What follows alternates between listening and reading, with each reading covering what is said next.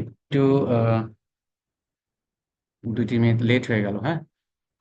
আহ আসলে আমরা ওই অ্যাটমিক মডেলটা দিয়ে স্টার্ট করি। আমরা last most probably Rutherford atomic model পড়ছিলাম, তাই না? আমার কথা কি বোঝা যাচ্ছে? জি স্যার। আচ্ছা, রাদারফোর্ড অ্যাটমিক মডেল। আমরা মডেল নিয়ে বলছিলাম। এখন মডেলের লাস্ট যে পয়েন্টটা আমি বলতে চাচ্ছিলাম সেটা হচ্ছে তোমার যে revolving electron around nucleus, there is attraction force between nucleus and that revolving electron. This attraction force is known as electrostatic attraction force, তাই না? আমরা তাই বলি না? Electrostatic attraction force, and it also known as centripetal force, তাই না? এই যে রিভলভিং জি ইলেকট্রন, স্যার। এই যে নিউক্লিয়াস আর এর সারাউন্ডিং এ তোমার যে revolving electron, there is attraction force between this. This is centripetal force.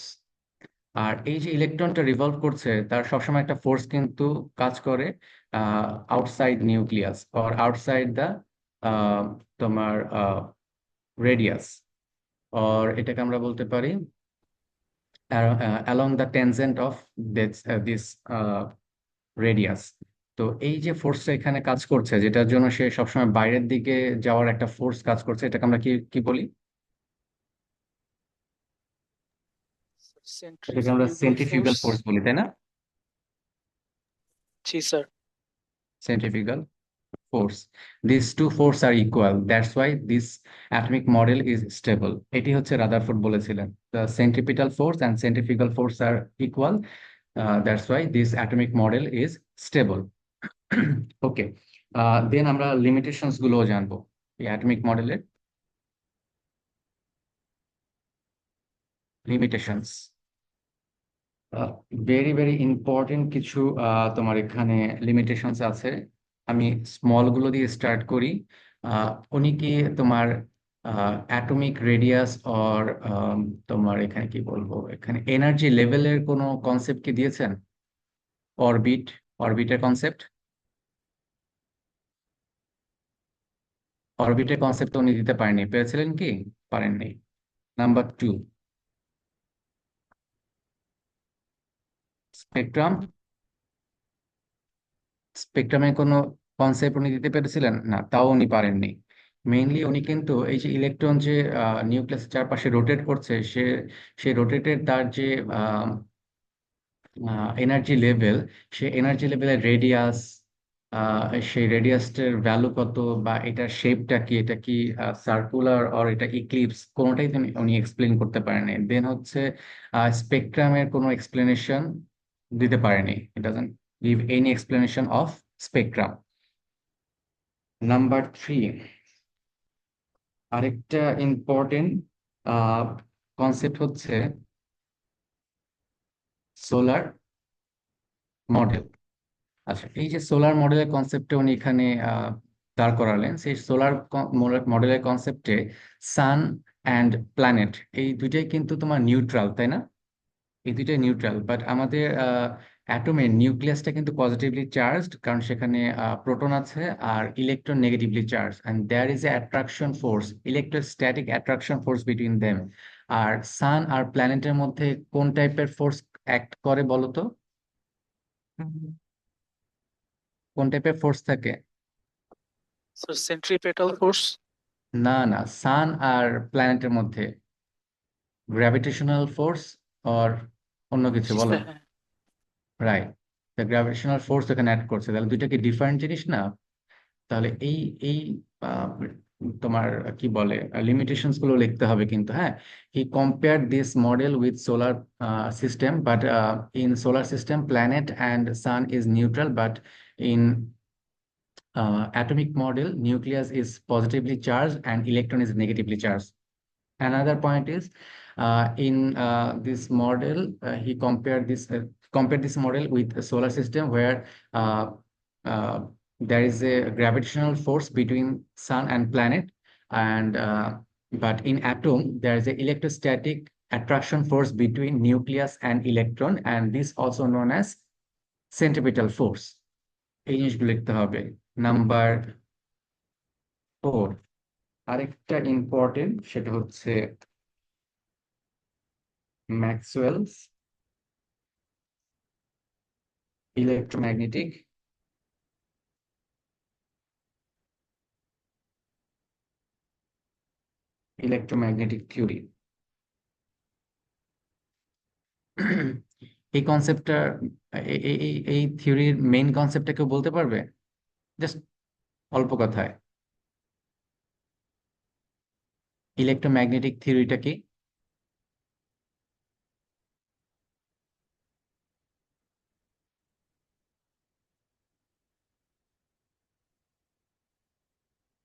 Main থিওরিটা ছিল any charged particle while revolving will emit radiation and lose energy. Thus, rotation or revolving electrons around the nucleus will lose energy and their orbit will become smaller and smaller, and they will ultimately fall into the nucleus following a spiral path in about 10 inverse 8 seconds, but it does not occur practically. And if electrons also revolve around a positively charged nucleus, so it should be release loss energy continuously, and and circulate in a smaller radiation or smaller orbit, and after some time it will fall into the nucleus and the model will be expired, তাই না? মডেলটার এক্সিস্টেন্সই actually আর থাকবে না। তো এটাও কিন্তু একটা limitations. তাহলে তোমরা এই লিমিটেশনস গুলো কিন্তু এখানে লিখবে। তা টোটাল কিন্তু আমি এখানে 4টা বলছি, কিন্তু ওইটার ভিতরে 2টা আছে, 3 এর ভিতরে টোটালি 5টা লিমিটেশন কিন্তু লিখবেই।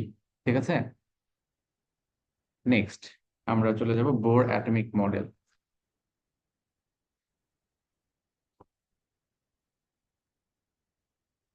Bore atom model, okay. Bohr atom model, আমাদের এখানে 3 পোস্টুলেটস আছে, সেই পোস্টুলেট গুলো আমাদের মেইনলি পড়তে হবে। হ্যাঁ, পোস্টুলেট,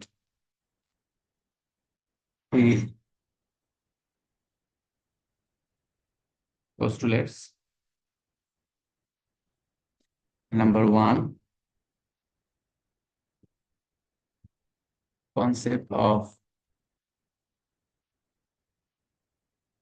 stationary orbit or energy level. Number 2, concept of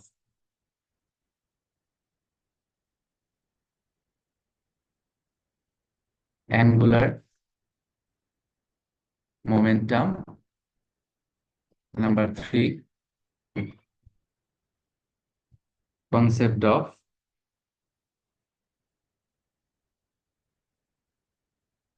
atomic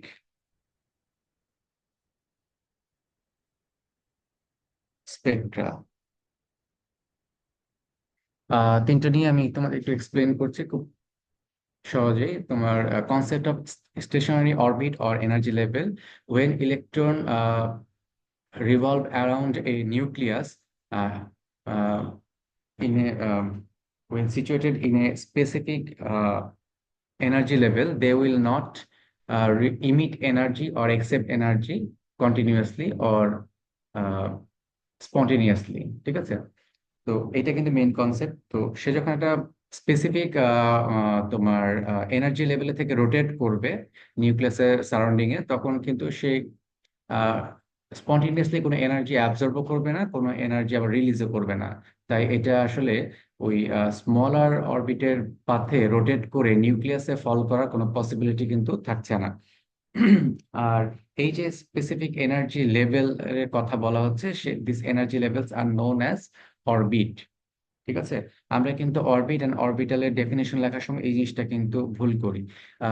the energy level যে যে এনার্জি লেভেল থেকে অ্যাকচুয়ালি ইলেকট্রনটা রোটেট করছে সেই এনার্জি লেভেলটাই কিন্তু তোমার অরবিট। ওকে, আর এই অরবিটটাকে আমরা এক্সপ্রেস করি বা থ্রু এন, এন দিয়ে আমরা এক্সপ্রেস করি। আর এন এর ভ্যালু 1, 2, 3, 4, যে কোনো নাম্বারই হতে পারে। আর এটাকে আমরা ইংলিশ ক্যাপিটাল লেটার দিয়ে এক্সপ্রেস করতে পারি, কে, এল, এম, এন, ও, এগুলো দিয়ে আমরা এক্সপ্রেস করতে পারি। দেন হচ্ছে concept of angular momentum. The permissible orbit or energy levels are those for which angular moment of the revolving electrons are in integral multiple of h by 2 pi। তাহলে এই যে electron গুলো নিউক্লিয়াসের সারাউন্ডিং এ rotate করছে তাদের একটা angular momentum থাকবে, and this angular momentum is তোমার integral multiple of h by 2 pi.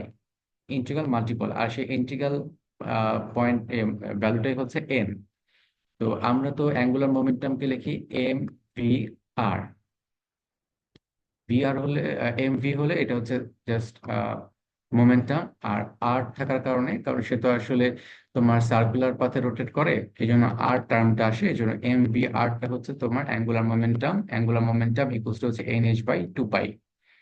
এটাও আমাদের জানা থাকা দরকার। আর h is Planck constant.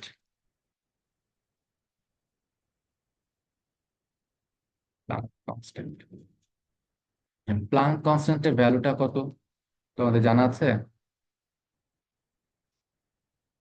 6.626 into 10^27 না 34? স্যার 34। হ্যাঁ, 34 যখন হবে তখন হচ্ছে unit joule second.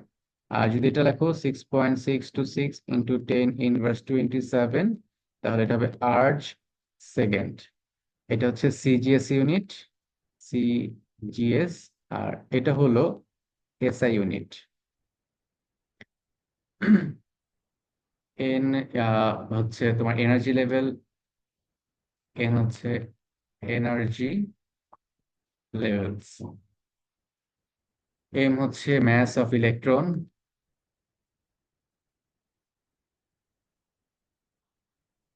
And v হচ্ছে ভেলোসিটি, আর হচ্ছে radius of energy level. Next হচ্ছে concept of origin of atomic spectrum. সেটা হচ্ছে when electron absorb energy it jumps from lower energy level to higher energy level, and when it release energy it jumps from higher energy level to lower energy level, and when electron absorb energy we get absorption spectrum, and when electron release energy we get emission spectrum। এখন তোমার absorb স্পেকট্রামটা হচ্ছে black or dark, আর emission spectrum এটা it will it can be visible or invisible. Okay, তো absorb এনার্জিটা কেন এটা তোমার ডার্ক হচ্ছে বা ব্ল্যাক হচ্ছে, কারণ ওখান থেকে যে আমরা যে এনার্জিটা ওখানে অ্যাপ্লাই করছি বা যা লাইটটা ওখানে আমরা অ্যাপ্লাই করছি, ওইটা 100% সে অ্যাবজর্ব করে ফেলছে। আর 100% অ্যাবজর্ব করে ফেলার কারণে ওখান থেকে কোনো কিছু রিফ্লেক্ট হচ্ছে না। আর সেখান থেকে কোনো কিছু যদি রিফ্লেক্ট না হয় তাহলে তুমি কিন্তু ওই জায়গাটা ব্ল্যাক দেখবা। সাপোজ এইটা একটা পার্টিকেল, এই পার্টিকেলের উপর এখান থেকে লাইট পড়ছে, সেই লাইটটা যদি 100% সে অ্যাবজর্ব করে ফেলে তাহলে এখান থেকে কোনো কিছু কি তোমার চোখে রিফ্লেক্ট হবে? সাপোজ এটা হচ্ছে তোমার চোখ, এখানে কোনো কিছু কি রিফ্লেক্ট হবে? হবে না। যদি এখানে কোনো কিছু রিফ্লেক্ট নাই হয় তাহলে তুমি এই জায়গাটা ব্ল্যাক দেখবা বা ডার্ক। আর যখন এটা রিলিজ করে এনার্জি, সে যখন রিলিজ করে তখন সে রিলিজ এনার্জি তো আমাদের চোখে তো অবশ্যই হিট করে। তো হিট করলে সেটা অ্যাকচুয়ালি ভিজিবল হতে পারে, ইনভিজিবল হতে পারে। কেন ভিজিবল বা ইনভিজিবল হতে পারে? যে এনার্জিটা সে রিলিজ করছে সেটার ওয়েভলেন্থ যদি তোমার 380 to 780 ন্যানোমিটার রেঞ্জের মধ্যে থাকে তাহলে সেটা ভিজিবল। আর যদি এটা নিচে থাকে বা উপরে থাকে তাহলে সেটা হচ্ছে ইনভিজিবল। সাপোজ এর চেয়ে নিচে হলে সেটা ইউভি রে হতে পারে, এক্স রে হতে পারে, এগুলো তো আর আমরা খালি চোখে দেখতে পারি না, তাই না? আর যদি সেটা অ্যাবাভ 800 হয়ে থাকে, আইআর রে, মাইক্রোওয়েভ, সেগুলো তো আমরা খালি চোখে দেখতে পারি না, তাই না? রেডিও ওয়েভ, তাহলে এগুলো হচ্ছে ইনভিজিবল লাইট। ওকে, বোথ টাইপেরই হয়। আর কি টাইপের এনার্জি সে রিলিজ করে সেটা হচ্ছে del E. Del E equals to হচ্ছে E2 মাইনাস E1। তাহলে ইলেকট্রন, এটা হচ্ছে E1, এটা হচ্ছে E2। ইলেকট্রন সাপোজ E2 থেকে E1 এ জাম্প করলো, তাহলে কি টাইপের এনার্জি সে রিলিজ করবে সেটা হচ্ছে E2 মাইনাস E1। এখান থেকে আমরা রিলিজ এনার্জির ভ্যালুটা জেনে যাব। অ্যাবজর্ব করলো সেম ইকুয়েশন, তখন আমরা অ্যাবজর্ব এনার্জি লিখে নিব। আর ডেল ইকুয়ালস টু আবার লিখতে পারি Hc বাই ল্যামডা। তো এই ইকুয়েশনটা সলভ করে কিন্তু আমরা ল্যামডার ভ্যালু আর ল্যামডার ভ্যালুটা বের করে ফেলতে পারি। আর ল্যামডা ভ্যালু জানা থাকলে রিলিজ এনার্জির অ্যামাউন্ট আমরা ক্যালকুলেট করে ফেলতে পারি। ওকে। দেন আমাদের জন্য ভেরি ভেরি ইম্পর্টেন্ট পার্ট হচ্ছে limitations of Bohr atom model. Bohr atom model very very important. Okay. তো এখান থেকে কি কি তোমরা লিমিটেশনস গুলো লিখবে। নাম্বার ওয়ান হচ্ছে Bohr atomic model can explain spectral line of hydrogen or hydrogen like atom. Mainly one electron সিস্টেমেটাই ও এক্সপ্লেন করতে পারে, অন্যগুলো কিন্তু এক্সপ্লেন করতে পারে না, তাই না? ওয়ান ইলেকট্রন সিস্টেম মিনস হচ্ছে হাইড্রোজেন, হাইড্রোজেন একটা ইলেকট্রন আছে, হিলিয়াম প্লাস, এখানেও সিঙ্গেল ইলেকট্রন আছে। তারপরে হচ্ছে লিথিয়াম 2 প্লাস, এখানেও কিন্তু অনলি ওয়ান ইলেকট্রন আছে। তো এগুলো কিন্তু সে কি করতে পারে, এক্সপ্লেন করতে পারে। দেন নাম্বার টু লিমিটেশন হচ্ছে according to Bohr model, when an electron jumps from one energy level to another level, a single line in spectrum is supposed to appear. But when a spectrograph is developed with resolving power, then two or more line very close together are observed. Bohr atom model cannot explain these multiple lines in atomic spectrum. Mainly হচ্ছে when electron jumps from lower energy level to higher energy level, or a single electron jumps from higher energy level to lower energy level, we should get one spectral line in the spectrum. But when we observe this spectrum through a very highly powerful তোমার microscope or electron microscope, we observe several line and Bohr unable to explain the appearance of this several line. Okay. Number এটা number two. Number three, he cannot explain the equation, how equation angular momentum equation arise। ঠিক আছে। উনি যে একটা equation দিয়েছে না, m v r equals to হচ্ছে n h by 2 pi, how this equation arise he is unable to explain it. Okay. Next হচ্ছে next equation হচ্ছে এটা উনি এক্সপ্লেন করতে কিন্তু পারে না, এটা কিন্তু একটা লিমিটেশন, এটা আমাদের জানা থাকা দরকার। Number four, according to Bohr, uh, according to Bohr, electron has only one property. This is particle property. But according to de Broglie, we know that electrons have both property, তোমার wave property and particle property. Okay. Next হচ্ছে এটা হচ্ছে de Broglie. Number five, এটা হচ্ছে Heisenberg Heisenberg's uncertainty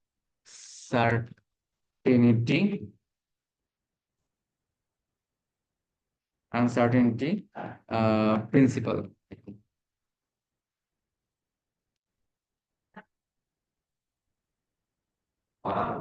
principal. Okay. তো এখন according to Bohr, we can measure the position and momentum of an electron exactly at the same time. But according to Heisenberg, we cannot measure or calculate the actually measure the exact position and momentum of an highly moving electron at a same time. Exactly আমরা এটা করতে পারবো না, ঠিক আছে, এখানে কিছু না কিছু ডেভিয়েশন হবে। এটা মেইনলি উনি বলেছিলেন যে তোমার ফোটন আছে না, যে ফোটন ফোটন মেইনলি তো তোমার এটার ভেলোসিটি হচ্ছে লাইক সান সানলাইটের যে ভেলোসিটি 3 × 10⁸ তো এই হাই ভেলোসিটি নিয়ে যখন কোনো ইলেকট্রন বা ফোটন বা কোনো পার্টিকেল যখন মুভ করে, তখন কিন্তু তুমি তার এক্স্যাক্টলি যে পজিশন আর অ্যাঙ্গুলার মোমেন্টাম অর মোমেন্টাম তুমি at the same time calculate করতে পারবে না। তো ইলেকট্রনের ভ্যালোসিটি কিন্তু অলমোস্ট লাইক লাইটের ভ্যালোসিটি। লাইটের ভ্যালোসিটি যেমন 10⁸ সেখানে একটা ইলেকট্রনের ভ্যালোসিটি তোমার 2.18 × 10⁶ মিটার পার সেকেন্ড পর্যন্ত হয়। এটা অলমোস্ট লাইক লাইটের ভ্যালোসিটি। এটারও তুমি exact position and momentum at the same time তুমি মেজার করতে পারবে না, কিছু না কিছু ডেভিয়েশন হবে। He is unable to explain, number 6, he is unable to explain G-man effect, G-man effect, G-man effect and Stark effect. ওকে, এখন তোমাদের জিমেন ইফেক্ট এন্ড স্টার ইফেক্টের কোনো কনসেপ্ট কি আছে না, এটা আমি একটু এক্সপ্লেন করব। জিমেন ইফেক্ট, স্টার ইফেক্ট, এটা কিন্তু শর্ট কোশ্চেনের জন্য মাস্ট বি তোমাদেরকে পড়তে হবে। আচ্ছা, এটা এক্সপ্লেন করার আগে লাস্ট শুধু লিমিটেশনটা বলে দিই। অ্যাকর্ডিং টু বোর, তোমার energy levels are two dimensional, but now we know that according to modern quantum theory তোমার energy levels are three dimensional. Okay, এবার আমরা জিমেন ইফেক্টে চলে আসি। এই যে আমরা তোমার স্পেকট্রামের কথা বলছি, স্পেকট্রামের যে লাইন বা যে রেডিয়েশন, সেই রেডিয়েশন কিন্তু ইলেকট্রোম্যাগনেটিক রেডিয়েশন, ঠিক আছে। So রেডিয়েশনস R electromagnetic radiation. Okay, electromagnetic radiation means it has a property of magnetic and electric, দুইটাই তার প্রপার্টি আছে। আমরা যদি ওয়েভটাকে এইভাবে কনসিডার করি, ওয়েভে কিন্তু দুইটা পার্ট। সাপোজ এইটা হচ্ছে একটা পার্ট, এটা হচ্ছে perpendicular to this line and another is vertical line, the vertical line.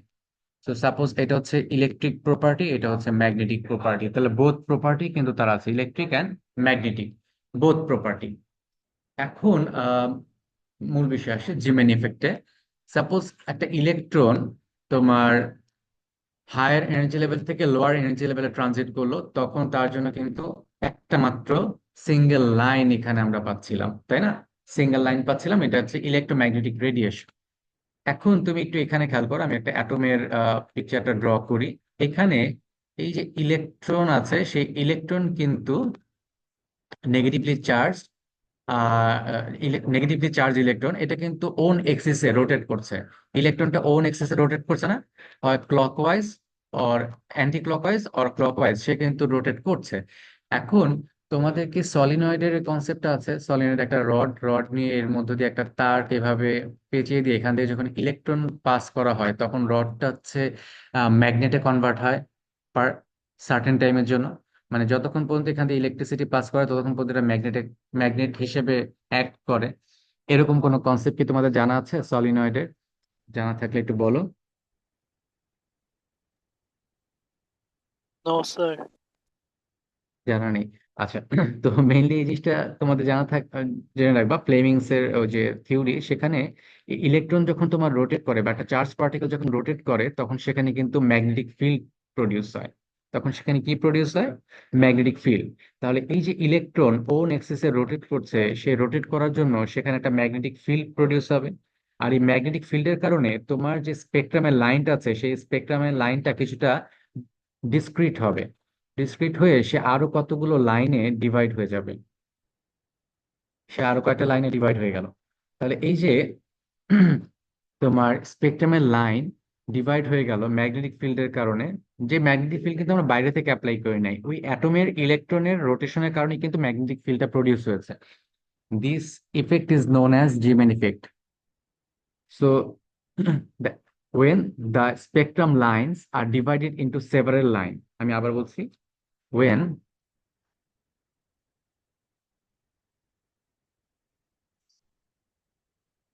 spectral line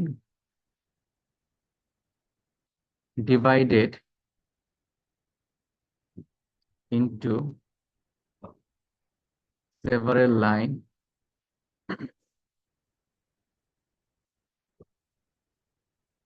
by magnetic field is known as Zeeman effect.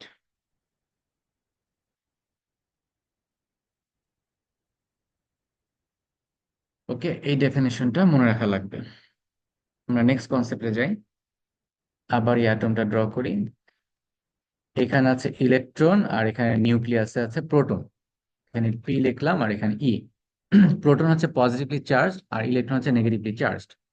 এই জিনিসটা একটু খেয়াল করো। আর এখানে ফিজিক্সের তোমাদের থিওরি অনুযায়ী এখানে একটা বল ড্র করলাম, এখানে একটা বল, এখানে অনেকগুলো পজিটিভ চার্জ আছে।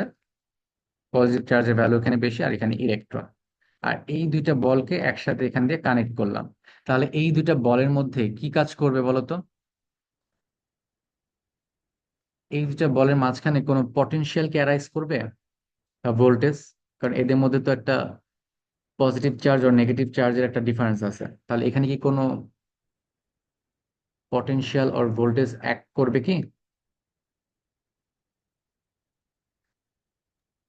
ফিজিক্সে কি তোমরা ইলেকট্রিসিটি এই জিনিসটা পড়েছিলে? স্যার পোটেনশিয়াল অ্যাক্ট করবে। হ্যাঁ, পটেনশিয়াল কিন্তু আসলে অ্যাক্ট করে যখন তোমার চার্জের ডিফারেন্স থাকে।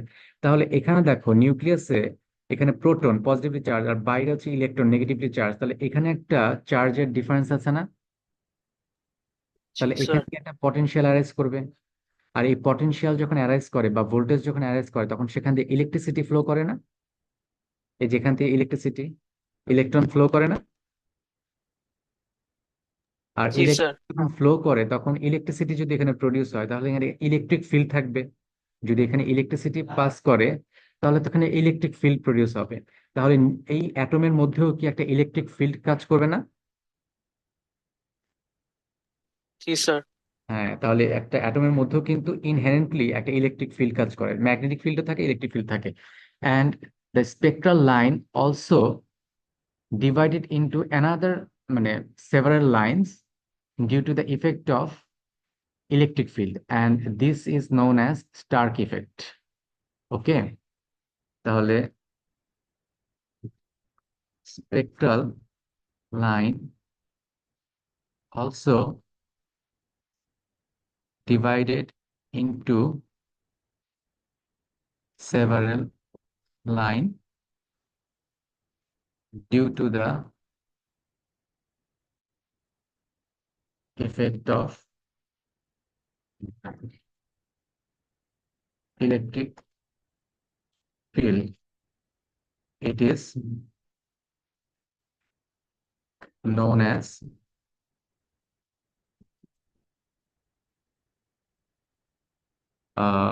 Stark effect.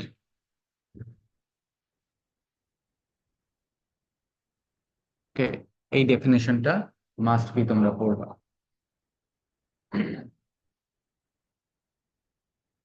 ঠিক আছে, এটা এই পর্যন্তই। আর এখান থেকে আরেকটা কোশ্চেন তোমরা মাস্ট বি পড়বে, সেটা হাজার আগের বইতেও দেওয়া আছে। তো আমি বলে দিচ্ছি কোশ্চেনটা তোমরা কোনটা পড়বে, সেটা হচ্ছে comparison between Rutherford and Bohr atom model. এই জিনিসটা তোমরা অবশ্যই পড়বে, ঠিক আছে? এটা কিন্তু বাদ দেয়া যাবেই না, কোনোভাবেই বাদ দেয়া যাবে না, ঠিক আছে? এখানে মেইনলি তোমরা এই দুইটা মডেলের মধ্যে তোমার যে সিমিলারিটিস আছে, ডিসিমিলারিটিস আছে, সেই জিনিসগুলোই কিন্তু এখানে হাইলাইট করবে। মেইনলি তোমার Rutherford atomic model based on alpha particle scattering experiment, আর বোর অ্যাটমিক মডেল তোমার establish on the concept of quantum theory.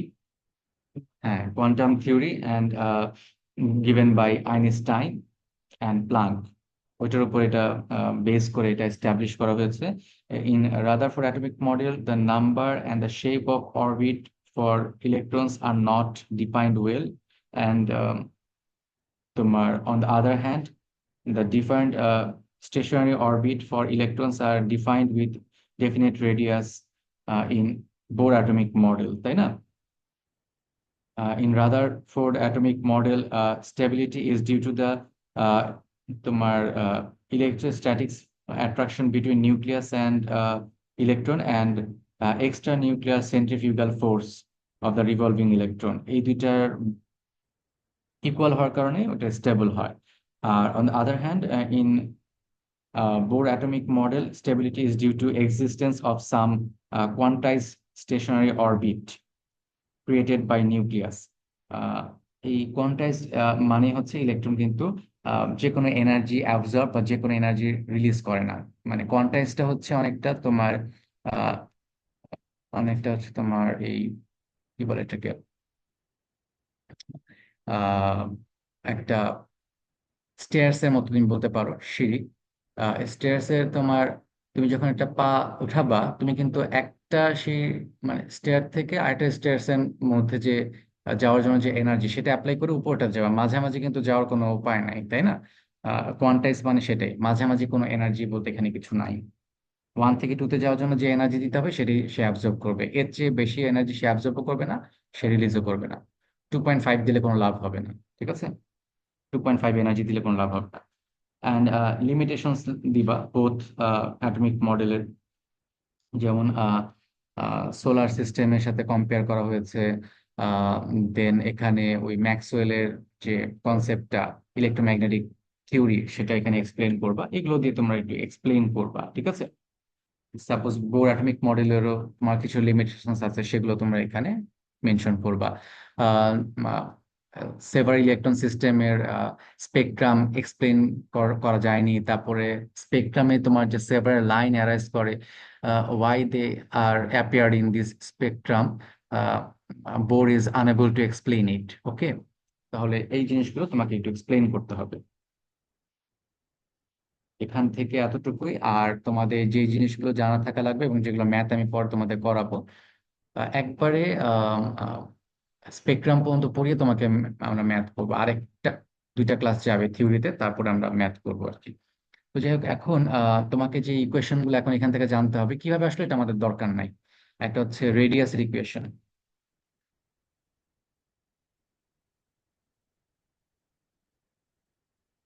Equation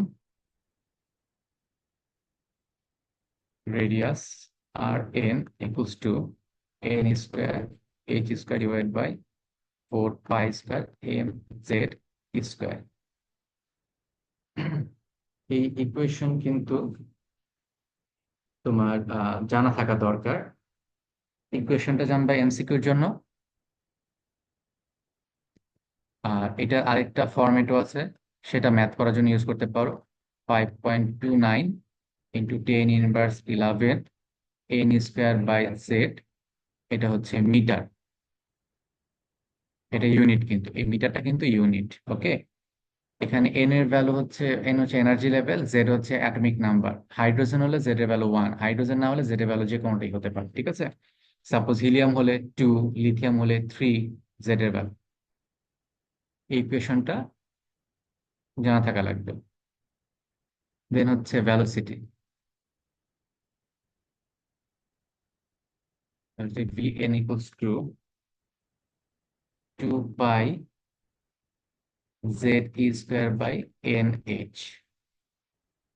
বা ইকুয়েশনটাকে এইভাবে লিখতে পারি, 2.1 18 × 10⁶ Z/n মিটার পার সেকেন্ড। এটা হচ্ছে ইকুয়েশন। দেন হচ্ছে energy,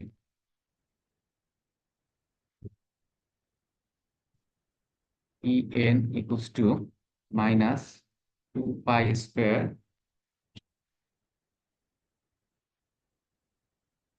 m z² e⁴ divided by n² h²।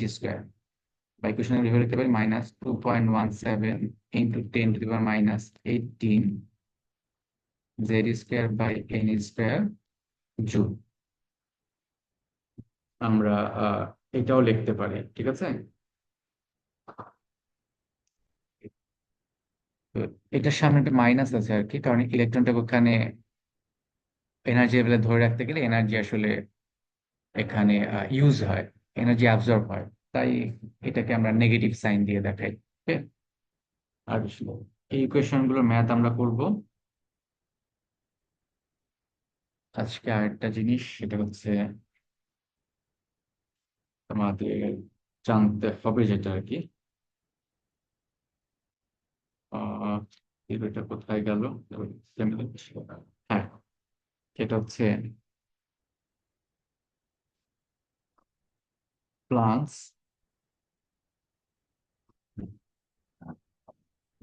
Quantum theory.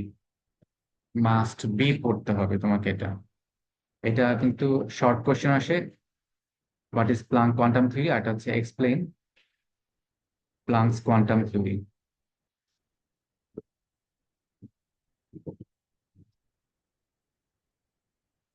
Planck's quantum theory, ঠিক আছে।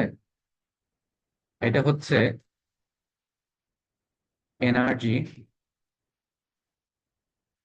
is emitted or absorbed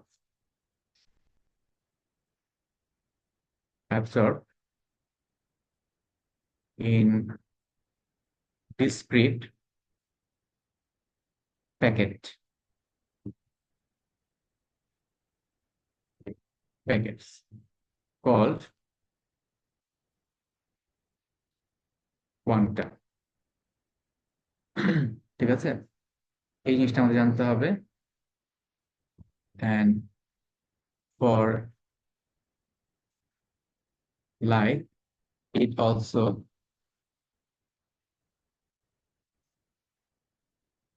known as photon, it also known as photon। Energy of photon is E equals to h nu, and nu equals to c by lambda। New কিন্তু frequency, ওকে। এই নিউটা হচ্ছে frequency, এর সময় এটা লেখা যায়, তখন তুমি এটা একটু এক্সপ্লেন করে দিবা। এইচ হচ্ছে প্লাঙ্ক কনস্ট্যান্ট, ল্যামডা হচ্ছে ওয়েভলেন্থ, এন্ড সি হচ্ছে ভেলোসিটি অফ লাইট। ওকে, এই জিনিসগুলো তোমাকে একটু লিখে দিলে 2 মার্কসের জন্য এনাফ। তো নেক্সট ক্লাসে আমরা de Broglie and Heisenberg uncertainty বলে আমরা কোয়ান্টাম নাম্বার শেষ করে ফেলবো। আর একটা ক্লাসে আমাদের কি বলে কনসেপ্ট অফ ইলেকট্রনিক কনফিগারেশনের যে থিওরি গুলো আছে সেগুলো দেখে আমরা একটু ওই হাইড্রোজেন স্পেকট্রাম দেখলে আমাদের 2 ক্লাসের থিওরি শেষ। তারপরে ক্লাসে আমরা ম্যাথ গুলো করতে পারবো এই চ্যাপ্টারে। আর তোমার যদি স্পেসিফিক তোমাদের কাছে রিকোয়ারমেন্ট থাকে যে স্যার শুধু আমরা ম্যাথ দেখবো বা থিওরি গুলো শুধু বলে দিলেই হবে, তাহলে আমরা সেইভাবে আগাবো। ঠিক আছে, নেক্সট ক্লাসে। Okay sir. ওকে, তাহলে আজকে এই পর্যন্ত থাকুক। হ্যাঁ, আসসালামু আলাইকুম স্যার। ওয়ালাইকুম আসসালাম।